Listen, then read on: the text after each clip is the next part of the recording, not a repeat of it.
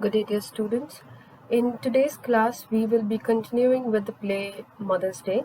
And we have seen so far that this is a story of the Pearson family. There is the mother, that is Annie Pearson, the father, that is George Pearson, the son, Cyril Pearson, and the daughter, Doris Pearson. Now, they live in this detached villa somewhere in the UK. That's where the story is set, or the play is set, rather. And we know that the Pearson family, seems to take their mother, Annie Pearson, for granted. She's a housewife, so they assume that she has nothing much to do, and they believe that every time they come back home, it is the mother's responsibility to look after each and every of their needs, whether it's ironing their clothes or making tea for them, or providing any and every need, providing for any and every need of theirs. That is the mother's responsibility. And in return for all the kind of work that she does, she receives no praise, she receives no thanks, she receives no appreciation whatsoever. On the contrary, they treat her so poorly that they don't even acknowledge her presence, her likes, her dislikes, her moods, or whether she is upset about something, or whether she's tired. None of that is ever taken into consideration. Pretty much like how you would treat a servant, that is how they treat their own mother and their wife. And one evening, while Mrs. Pearson, vents out to Mrs. Fitzgerald, the neighbor, Mrs. Fitzgerald decides that we cannot keep quiet about it. There's definitely something we need to do about it, because Mrs. Fitzgerald has always known that this is the situation in the Pearson household.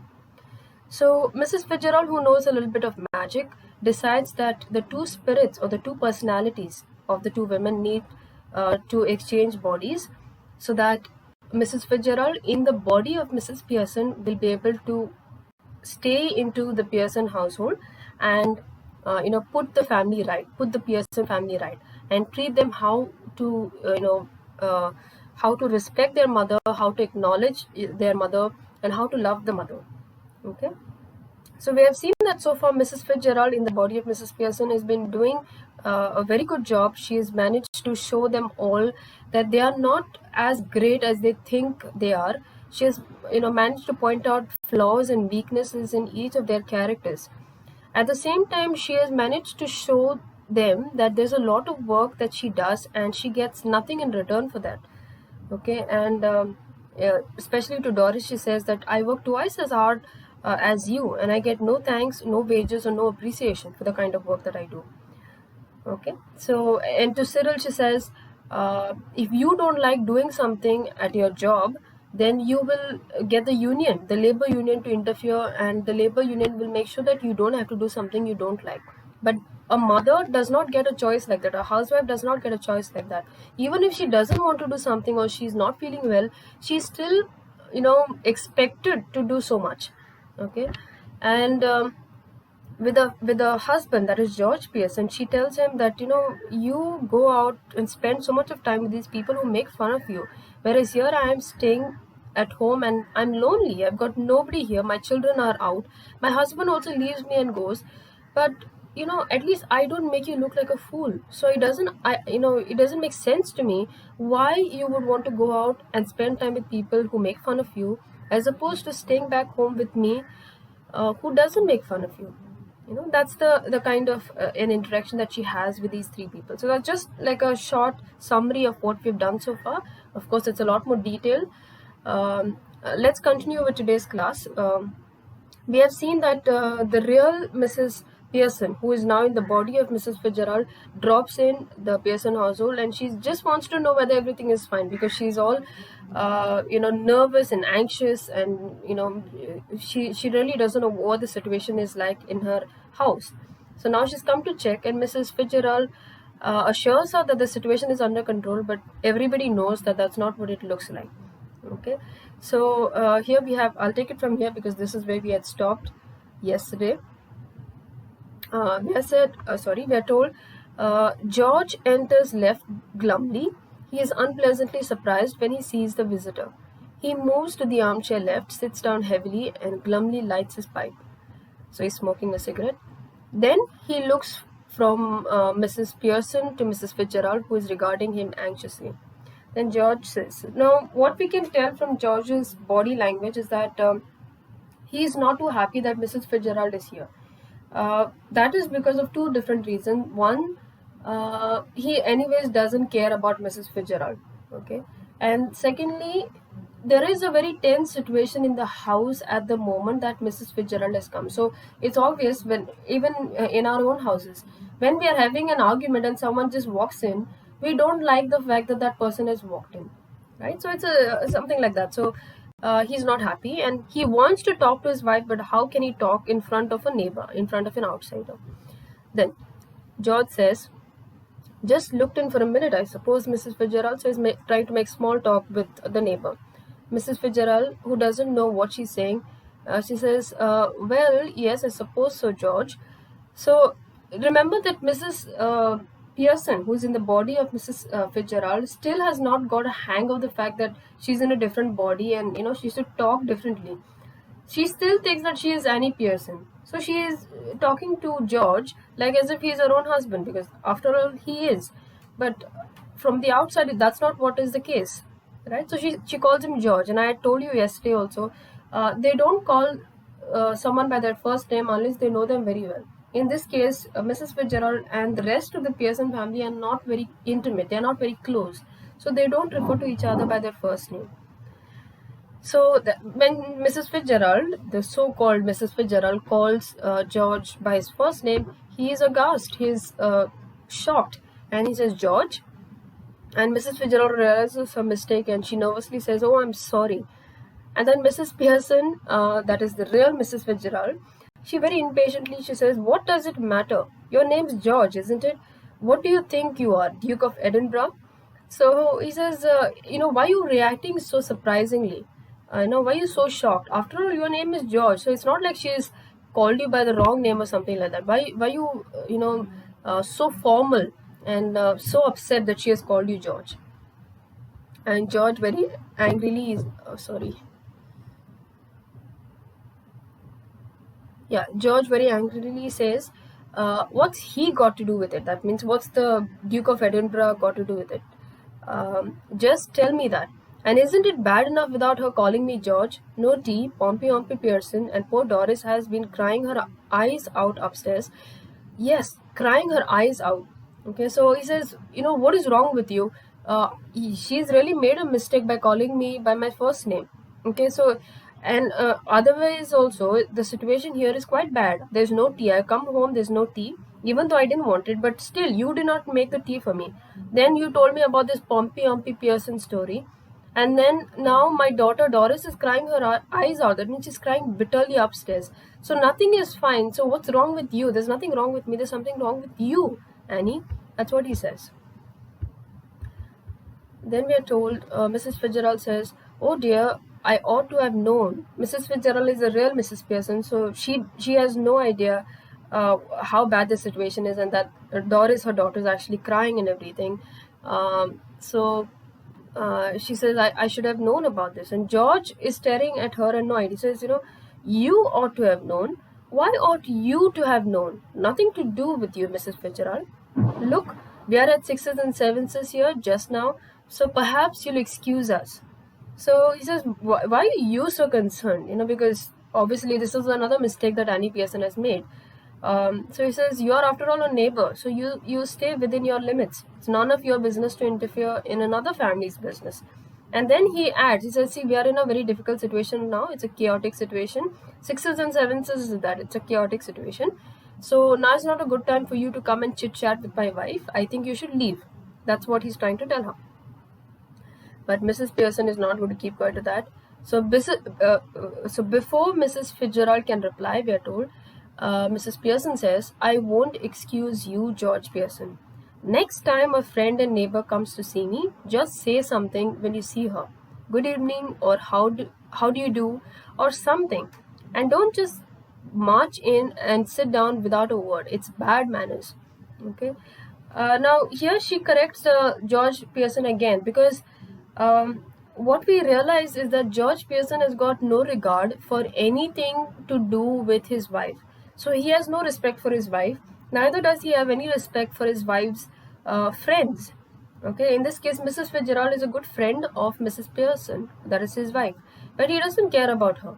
Okay, so here the real Mrs. Fitzgerald corrects him. She says, "You should, pay attention to visitors, and at least be, gentle and ask them. Be polite, basically. Ask them about their day or something like that. Don't just sit down like as if you regret the fact that they've come here, because that's exactly how you're behaving." So Mrs. Fitzgerald, very nervously, she says, "No, it's all right. Uh, doesn't matter." And Mrs. Pearson, she says, "No, it's not all right. We will have some decent manners in this house, and I'll know the reason why. Sorry, we'll have some decent manners in this house, or I'll know the reason why." Glaring at George. Well, so I'll know the reason why simply means that she's not going to tolerate it. She's giving him a warning. You have to behave yourselves when we have visitors over. Okay, you have no other option. Okay, and she looks very angrily at George. And then George says, "Well, what? Why are you looking at me like that?" And then Mrs. Pearson, very tauntingly, she says, she mocks him and she says, "Why don't you go off to your club? Special night tonight, isn't it? They'll be waiting for you, wanting to have a good laugh. Go on, don't disappoint them." So he says, again, see, because George is trying to act a little too smart here, she tries to show him his place. So she says, "You wanted to go to the club. You had told me, no, it's your special night today. Why don't you go there? Why are you sitting down in this house and sitting down next to us? They are definitely waiting to make good fun of you. Go, go." And George, very bitterly, because he's insulted, of course, he says, "That's right. Make me look silly in front of her now. That neighbor, we don't even care about her. Now, in front of her also, you're making me look like an idiot." Okay? Says, "Go on, don't mind me. Sixes and sevenses." Poor Doris has been crying her eyes out, getting the neighbors in to see the fun. And then he's just talking about how the situation is so wrong, and whatever Mrs. Pearson is doing is so wrong, and she's to be blamed for it. And then suddenly we are told he loses his temper, glaring at Mrs. Pearson. He starts shouting. He says, "All right, let her hear it. What's the matter with you? Have you gone balmy or what?" So he said, because see, he was waiting for this outburst. He was angry with everything that was going on with the house and with Mrs. Pearson. And he so far he was trying to control himself because the neighbor was around. But now, since his wife has insulted him in front of the neighbor, he says, "Forget it. I'm also going to, make a big issue, and I'm going to talk to you very directly. Let the neighbors see the kind of drama that goes on in our house." So he says, "Are you mad or what? Are you balmy means are you mad or what?"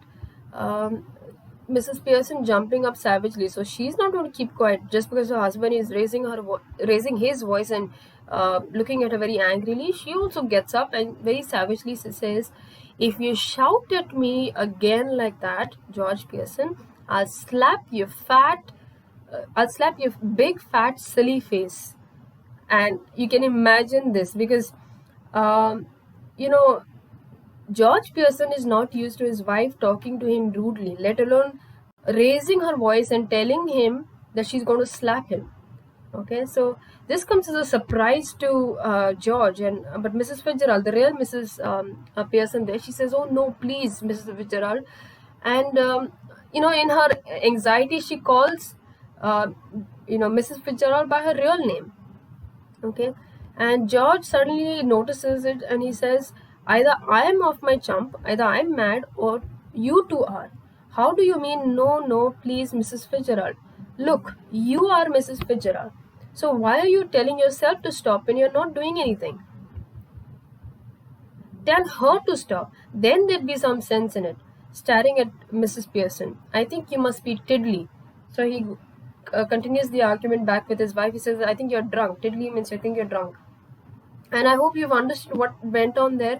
He's trying to tell the real Mrs. Pearson, who's in the body of Mrs. Fitzgerald, that why are you telling yourself to keep quiet? Because she says, "Please don't do anything, Mrs. Fitzgerald." She uses the right name, but of course we know that there is a scene there. They have exchanged bodies and everything.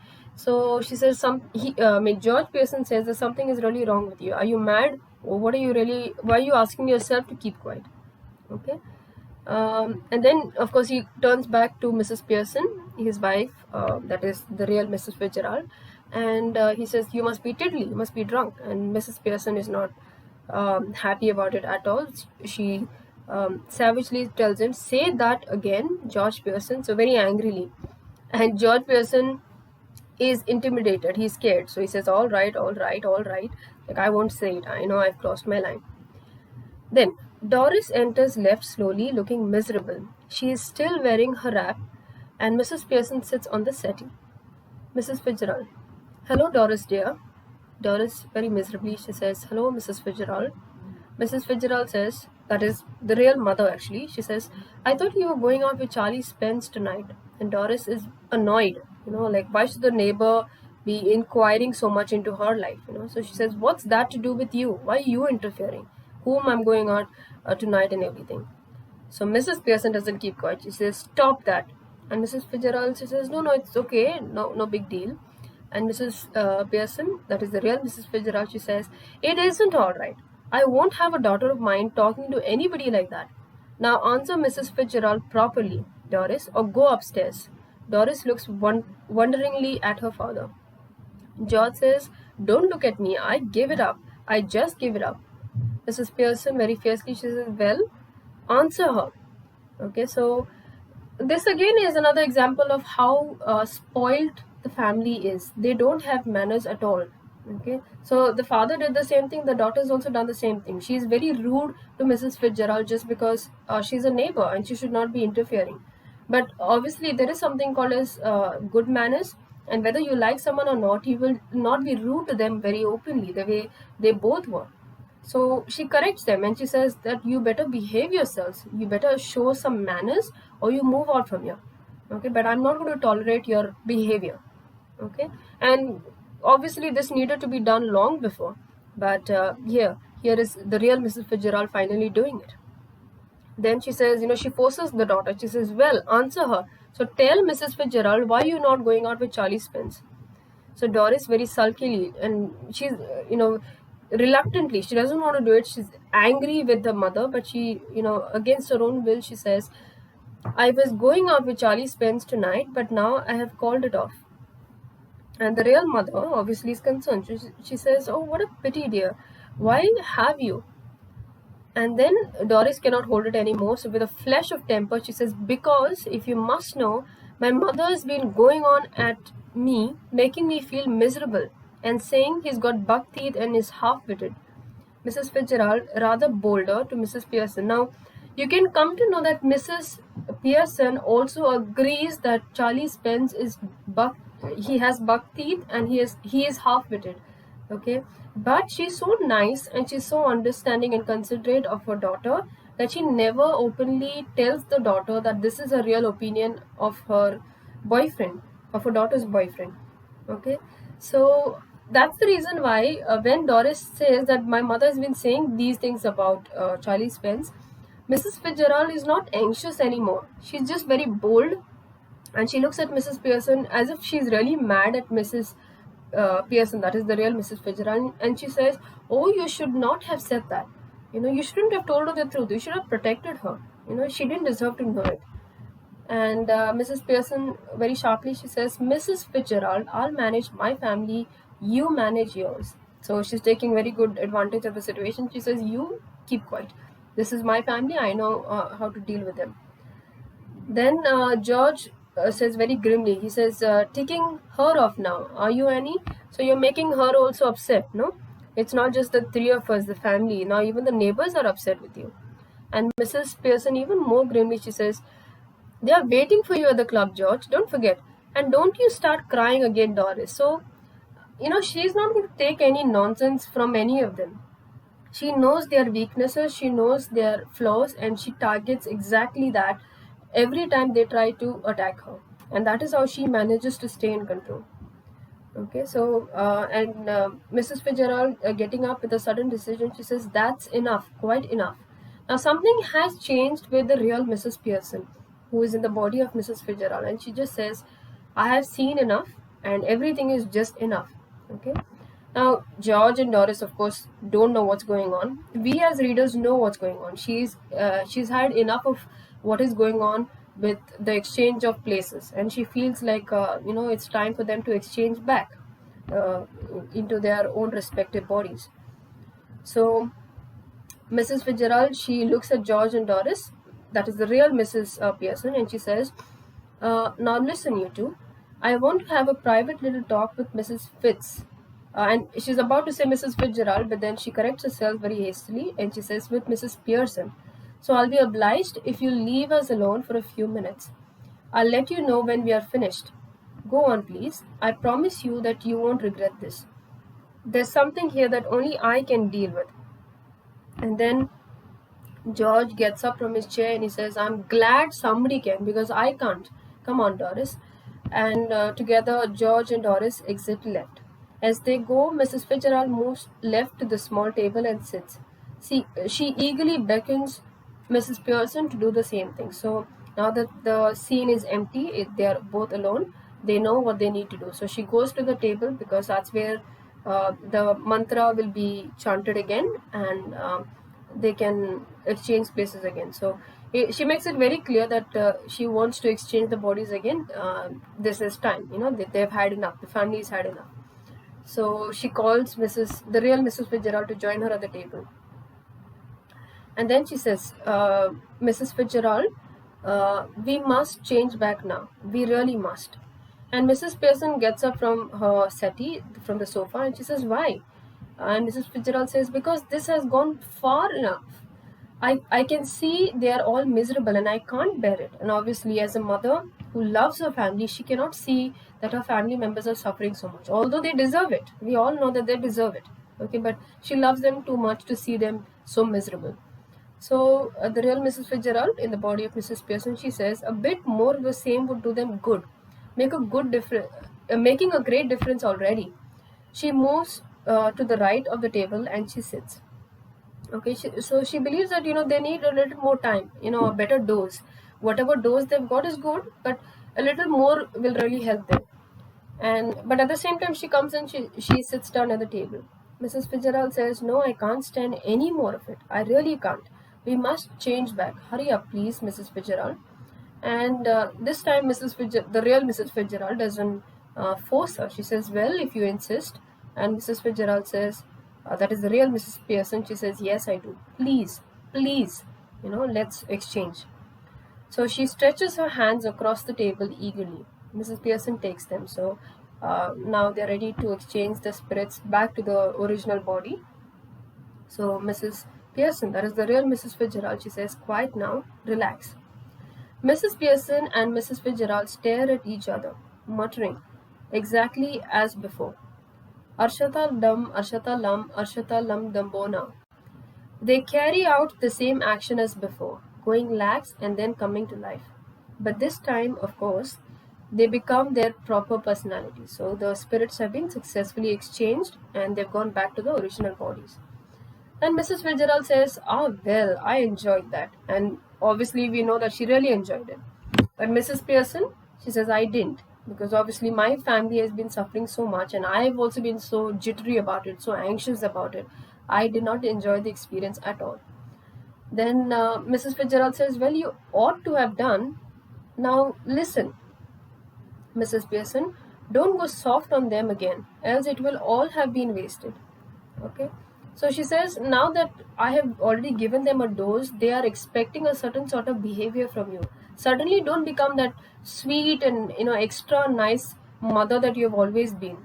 That extra polite and extra considerate mother that you have always been. Because if you are like that, then whatever dose I gave them today will go. They'll forget everything because they don't know about our exchange. They believe that it was you yourself who gave them that dose, right? So we're told that Mrs. Pearson says, I'll try not to, Mrs. Fitzgerald. So she says, I'll try not to go soft on them. I'll try to be strict and stern with them. So Mrs. Fitzgerald says, they've not had as long as I'd like to have given them. Another hour or two's rough treatment might have made it certain. So she says, actually, I really wanted to stay in your body for a longer time. And I wanted to give them another 2 hours at least of that same treatment, rough treatment. Because they deserve it, But Mrs. Pearson, she says, I'm sure they'll do better now, though I don't know how I'm going to explain.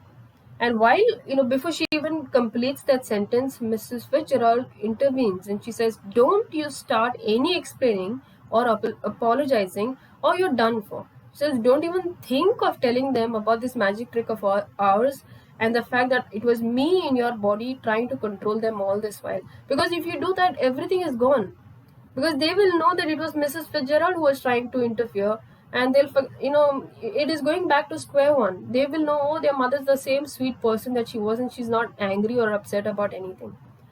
So Mrs. Pearson, with spirit, she says, "It's all right for you, Mrs. Fitzgerald. After all, they aren't your husband and your children." So what she's worried about is that the family is hurt because of her. So she believes that she needs to tell them the truth so that the hurt disappears and the situation is as it was before. Okay, she doesn't want her children to hate her, you know, or even the husband, because at the moment it seems like that is the case. They are upset about everything that Mrs. Pearson has done. By Mrs. Pearson, we're obviously talking about uh, just the body there. Okay, and Mrs. Fitzgerald, very impressively, she says, "Now you listen to me. You admitted yourself that you were spoiling them and they didn't appreciate you. Any apologies, any explanations, and you'll be straight back where you were. I'm warning you, dear. Just give them a look, a tone of voice now and again to suggest you might be tough with them if you wanted to be. And it ought to work. Anyhow, we can test it." So she makes it very clear, don't ever tell them the truth, and from now on you cannot be your old self. You've got to be a little like me. That means you have to raise your voice a little. You have to give them that sharp angry look every time they do something that you don't like. Okay, but it is required. You have to continue, otherwise whatever we have done during this day and during this short time, everything will be undone. Okay, and then she says, "You know what, it's a good idea. What we'll do is we'll test it. We'll see whether whatever dose I've given your family, whether it has worked or not." So Mrs. Pearson says, "How?" Then Mrs. Fitzgerald says, "Well, what is it that you'd like them to do that they don't do? Stop at home for once. So what do you want your family to do? What have you always wanted your family to do, but they've never done it for you?" So Mrs. Pearson says, "Yes, and give me a hand at supper." So she says, "Yes, I would want them to stay at home and they help me with the cooking. Especially now it's dinner time, so I would want them to help me with the supper, with the dinner." So Mrs. Fitzgerald says, "Anything you'd like them to do that you enjoy, whether they do or not." Now, this is very interesting. She says, always you have been worried about what they like doing, what is their interest. But is there anything that you have always been interested in doing, but they have never, helped you with it, or they have never been a part of it? Okay. And Mrs. Pearson says, "Well, yes, I like a nice game of rummy, but of course I hardly ever have one except at Christmas." So this is it. The mother has been sacrificing so much of her personality, so much of her interests in order to serve the interests and the needs of her family. She really wanted somebody to help her with all the household work, because obviously that's a lot of work. And she always wanted to play rummy. How simple is it? Rummy is just a game of cards. Okay, but the family never had time for her. So how will she play cards? So only at Christmas, when they were at home and when some relatives or somebody or friends would come over, only then she would play rummy. But otherwise, the entire year through, she would sacrifice it. Although she really wanted to play cards with the family. So Mrs. Fitzgerald, she gets up from the table and she says, "That will do then." She moves towards the door, left, then turns. "But remember, keep firm or you've had it." So the only thing she says is that, okay, you tell them whatever you've told me now, you tell them that you want them to do it. Let's see whether it will work. And the only thing I'm telling you, the only advice I'm giving you as I leave your house is that you should be very firm with them. Don't, be soft with them. Be strict with them. Okay? She opens the door and she calls, "Hoy, you can you can come in now," coming away from the door and moving right slightly, quietly. "But remember, a firm hand." Okay, so she calls the rest of the family and she tells them, "Okay, we are done, you can come back now." And the only reminder she gives Mrs. Pearson is a firm hand. Be strict with your family. Now, finally, George, Doris, and Cyril file in through the doorway, looking apprehensively at Mrs. Pearson. So they don't know what to expect, and they're just looking at Mrs. Pearson. They have a little fear in their minds also, and they just look at the mother. And Mrs. Fitzgerald says, "I'm just off to let you enjoy yourself." And she's about to leave. The family looks anxiously at Mrs. Pearson, who smiles. No, actually, after all the drama that has gone on, finally it's the real Mrs. Pearson, um, you know, who has been joined again to her family. She has been brought back to her family, and she smiles at them. Much relieved, they smile back at her. So the entire day she has not smiled at all at them. She's been very angry with them. She has insulted them in every possible way. She has looked at them very angrily. This is the first nice thing that she has done. Actually, it's the real mother. So she smiles, and then Doris says, "Yes, mother." Mrs. Pearson very smilingly, she says, "Seeing that you don't want to go out, I'll tell you what I thought we would do." And Mrs. Fitzgerald suddenly notices that Mrs. Pearson is getting very polite in the way that she's talking, in the way that she's requesting. So she just says, "Remember," okay? And of course, Mrs. Pearson understands what she's supposed to do, because she should not be so polite. She's supposed to be a little more firm, okay, a little more, dominating, okay. So Mrs. Pearson nodding and then looking sharply at the family. So she remembers that she can't be her old self. She's got to be her new self. So she says, "No objections, I hope. You know, I'm not requesting you. I'm just telling you, and I hope there are no objections." And George, he says, "No, sorry, this will not be George. This has got to be Cyril." Okay, there's definitely a printing error here. So Cyril says, "No, mother, whatever you say." So they are so desperate to try and make the situation better than before. So he says, "Whatever you say." And Mrs. Pearson, she smiles again and she says, "I thought we'd have a nice family game of rummy, and then you children could get the supper ready while I have a talk with your father." So this is how she had imagined, and she had always wanted things to be in her house and with her family. She's spending some time with her husband, and the children are grown up, so they can also do the cooking once in a while and give her some rest, right? So here again, she makes it very clear. While we'll all play a game of rummy as a family, and also the two of you can go and prepare the dinner while I talk to your father. The father is very happy because he doesn't have to do any work. So he says, "Suits me," and he looks challengingly at the children. "What about you two? Like, I'm fine. I don't have any work to do. I just have to talk to my wife, so I'm fine with that. But what about you two?" Cyril very hastily says, "Yes, that's all right. Like anything, I'll do anything, but don't go back to what you were earlier today." Doris says, "Well, I..." And she's about to say something, and Mrs. Pearson very sharply, she says, "What? Speak up. Like, what do you want? You have anything to say? Tell me." And her tone is different. Remember this. Mrs. Pearson, the real Mrs. Pearson, never ever spoke very sharply to her children before or to her husband. But now she has changed her tone. Okay, and that's enough to create fear in them. They know that they can't take her for granted, because if they take her for granted, they'll get it back from her. So Doris changes it quickly. She says, "Oh, I think it would be lovely. So I don't mind. I don't mind going and doing the cooking." And Mrs. Pearson she smiles and she says, "Goodbye, Mrs. Fitzgerald. Come again soon." And Mrs. Fitzgerald, she says, "Yes, dear. Night all. Have a nice time."